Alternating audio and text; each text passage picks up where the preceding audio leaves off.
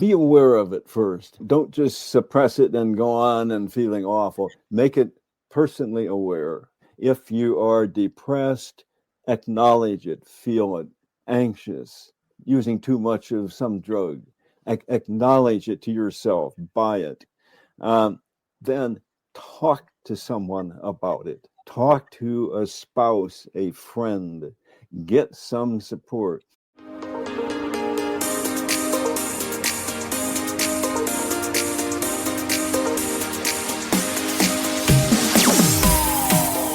We are live. We did it. Everyone, welcome back to a mental health break. We are going live today as a preview before this show comes out. I'm here today with the one and only Dr. Robert Smith joining us from out in Michigan. So, Robert, thank you for spending some time with us here on a mental health break. Oh, thank you for having me. I enjoy it. And congratulations on your 5 years. That's remarkable. You've helped a lot of people. I like to hope so, that everyone's conversation plays a small role in others' journeys. Everyone's recovery looks different. Everyone has different tools that work for them, that don't work for them. And today we'll get a whole lot of that here on a mental health break. He is a nationally recognized leader in evidence-based mental health care and doctor-patient communication, numerous awards throughout his career, and he's going to talk about his firsthand experiences and how they reveal the medical system is failing patients in certain ways. What led you to this field of work, Robert? I was in practice for 10 years, and I realized in practice how terribly unprepared I was for mental health problems. I just, as one example, saw a woman with advanced breast cancer. She had no other treatment was available. She had moved into our town, came to see me. I was 31, and I had no idea what to do with her. She would say, "Why am I crying all the time? What can you do for me? Can you help? What can we do together?" And all I would do would just freeze. And I liked her. She was quite a nice woman when we talked about other things in her health. But I would order tests just to be doing something. I knew they didn't do any good. And so, long and short, she died after a couple months. And I breathed a sigh of relief. Even though I liked her, I was glad she had died. I was no longer be stressed. So I thought, Vincent. Her husband came into my office then 2 weeks later about. He said, "I thought you might be interested in this diary she kept." And he hurried out of the room, and I soon understood why he hurried out. It was replete with comments on my poor care, my poor attitude, my poor sympathy. The young doctor doesn't seem to care. The young doctor just does tests. The young doctor doesn't seem to know what to do with me. I wish he would show that he cared. And so on and on and on. And it was that really prompted me. And it's not like it was some dramatic thing overnight I changed. It was another, 6, 7 years, but it was progressively doing that. I then went back and trained at the University of Rochester in so-called biopsychosocial health, where I did lots of psychiatry stuff. I'm not a psychiatrist, I'm a primary care doc, but I have lots of experience and research in primary care mental health. Now that you've had this situation present itself and it was this transformative experience for you as far as the rest of your career, mental health is involved here with the families. This situation, what can you share with us on how you tried to do your best here to keep their mental health afloat? Yeah, I mean, what has happened is since then, I mean, I've learned the mistakes I made, and one has to involve. I was trained in a typical tertiary institution, like everybody else has been trained, just to view the patient just as a person having a physical disease. We're not taught about their psychological or social environmental aspects, and that's what happened with her. I didn't know how to address the psychological and the social stuff. I never engaged her family. But I learned through that and over many years to reverse that. It shows how far you've come because you've dedicated your life to this. And you touched on before, you ran some tests even though you didn't think it would do all of these things. Why do so many mental health issues go untreated and misdiagnosed here, Bob? Well, that's a great question, Vincent.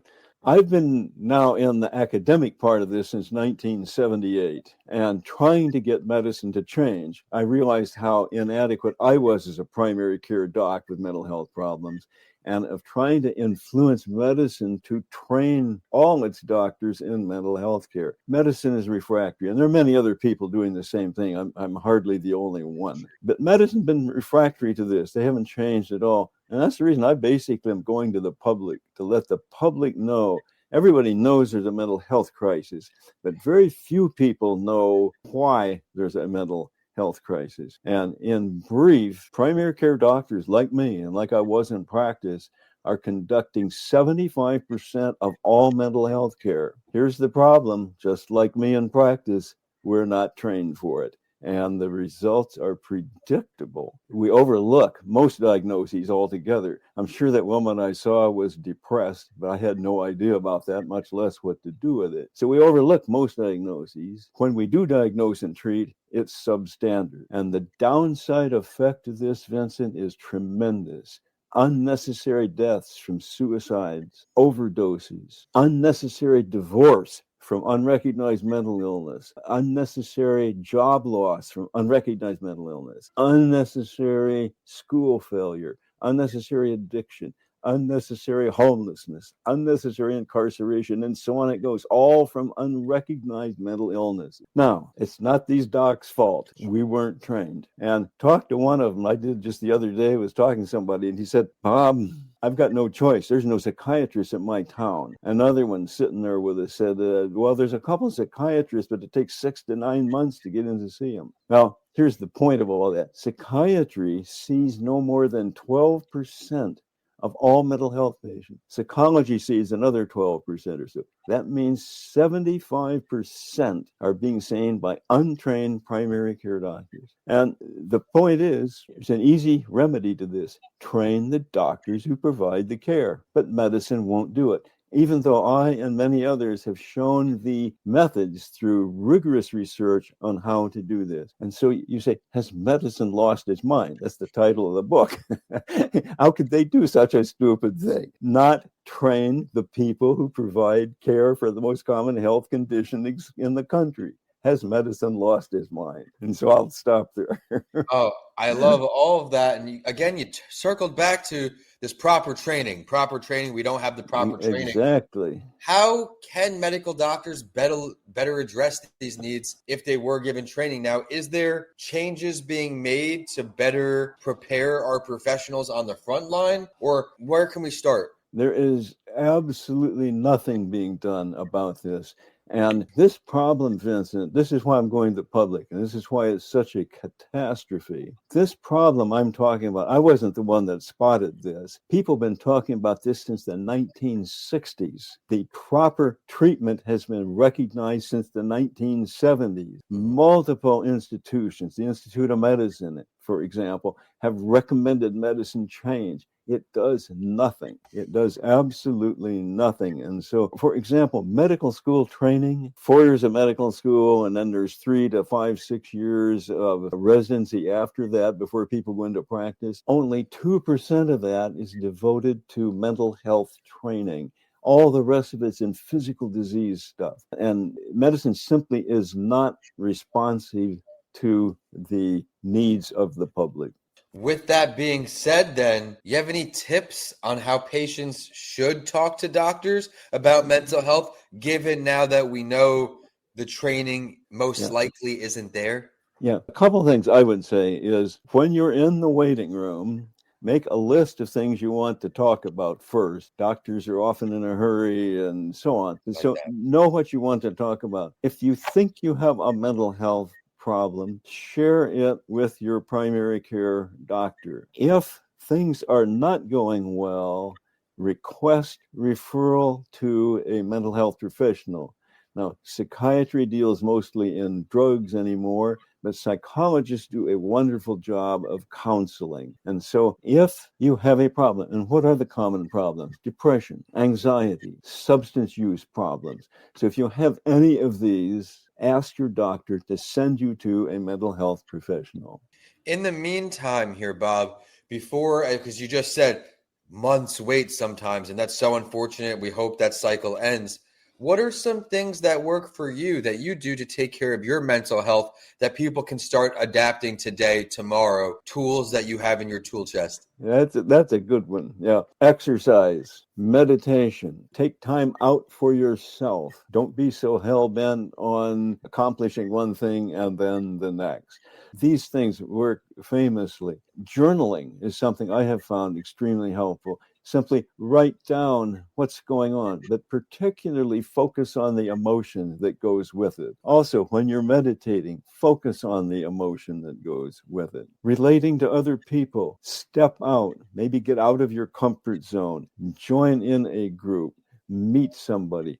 People tend to become, when they develop a mental disorder, terribly isolated. Meet people, talk with them. All of these things are very helpful. But oftentimes medications are required, and it's then that hopefully your primary care doctor may know how to do that. But if things don't work well, request a referral. Counseling by psychology also is very helpful, and I would highly recommend that.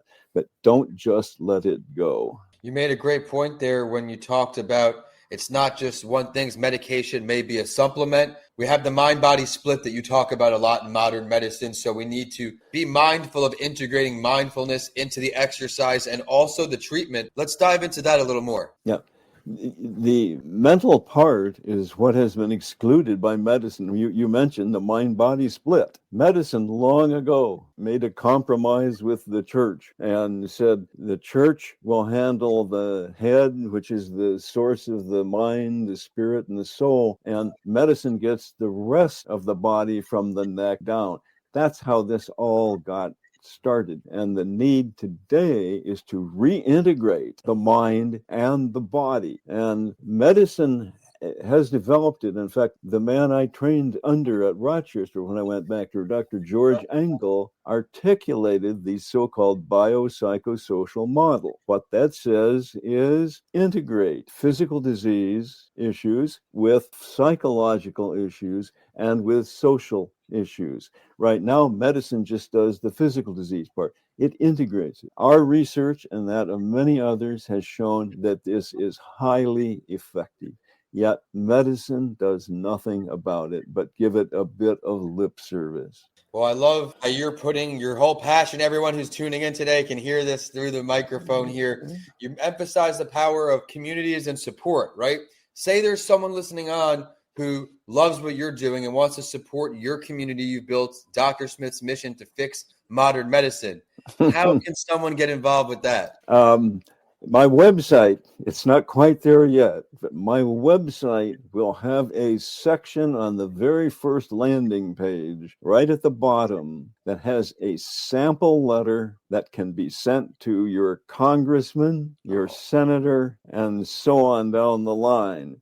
There's a sample letter. All you have to do is go to your email, and then there's a link that shows the email addresses of senators, congresspersons, and other people on the list. All you do is plug it in. You can add your own personal experiences to the letter as well, which I think would be appropriate, but it's a set letter. And this is how, Vincent, we get the politicians activated. Probably a little before your time, but there was a guy named Ralph Nader who wrote a book called... I'm not that young. That makes me feel good. It's called Unsaving Any Speed, and Rachel Carson wrote Silent Spring. Okay, in both cases, there were refractory institutions, the automobile industry and the chemical industry. These people blew the whistle, as it were, on these industries, and dramatic changes occurred. Nader, cars used to go backwards instead of forwards. The auto industry refused to put seatbelts in them because they cost too much, even though they saved lives. Nader's work, his book, led to the National, I think it's Traffic Safety and Motor Safety Act. This is why you now have seatbelts in your car. Carson's work led to the Environmental Protection Agency, which forced the chemical industries to get DDT out of our water. Right now, this book I'm writing, Has Medicine Lost Its Mind, can do the same thing for the medical profession. And this has to happen because medicine is refractory and unlikely to change on its own. Thank you for sharing all that. Now you've gotten everyone excited for the book release. Everyone, that book will be on Writing with Authors as well. He'll be on that podcast. We'll probably release both of these shows a little closer to the release so we get some promo there. But if you're tuning in today on the LinkedIn Live or the Facebook Live here, we're streaming it. You're getting a first-hand look at everything that's going on. I'm inspired, so I know everyone else is going to be inspired too. Before I get your contact information, before I get where the book's going to be, the website, all that fun stuff, I'd love to ask for some advice you can give to anyone tuning in today who may be going through a tough time, Robert. Be aware of it first. Don't just suppress it and go on and feeling awful. Make it personally aware. If you are depressed, acknowledge it, feel it, anxious, using too much of some drug, acknowledge it to yourself, buy it. Then talk to someone about it. Talk to a spouse, a friend. Get some support. No man is an island, the poets say. And we are social beings. We relate to other people. And it is only by relating to other people that you can achieve. Ministers of various dimensions can be very helpful in my experience. Talk to a teacher that you may have known in the past. Anybody. If you're using alcohol, AA, get some support. People are out there and are supportive. The problem is that they can be supportive of you, but they can't take it the rest of the way and give effective treatment. There's more to it. But the first step is that. The other caveat is if you are having any thoughts of harming yourself, get help immediately. Get to the emergency room, call 988, but do not sit on that and say this will go away, or have a couple drinks of beer and say I'll be better in the morning. This does not work. And so it's a terrible thing. There's something like 48,000 people dying a year from suicide. So call 988.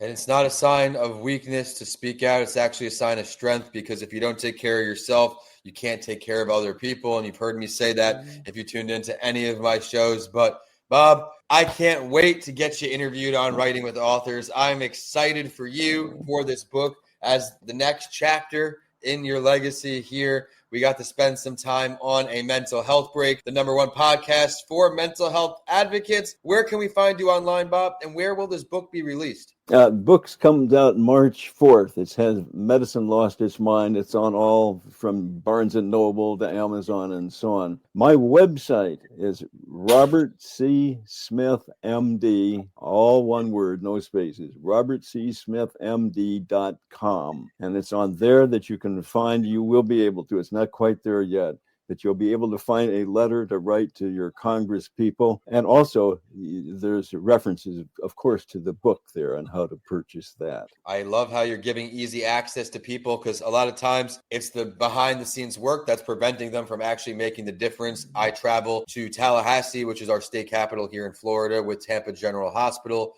to advocate for the causes near and dear to my heart, speaking with legislators one-on-one, because that is how you make the impact. Everyone use him as inspiration. Get on that website. The website, I'm sure it will be done when the book comes out. I'm sorry? Will the website be complete when the book is ready for release? Oh, it should be complete in the next week. Yeah. Great. So then before the book is out. We'll keep this next 2 episodes in the arsenal until that website's out to get you max exposure. Everyone, this is A Mental Health Break.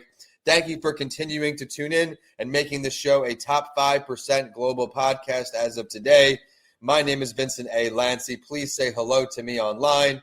Vincent A. Lancy is my website on social media, and A Mental Health Break is on all podcast platforms. Please subscribe, leave a rating, review, and a comment for Bob. Let him know how well he did today. Again, March 4th, this book will be released, so go out there, get yourself a copy if anything he said resonated with you today.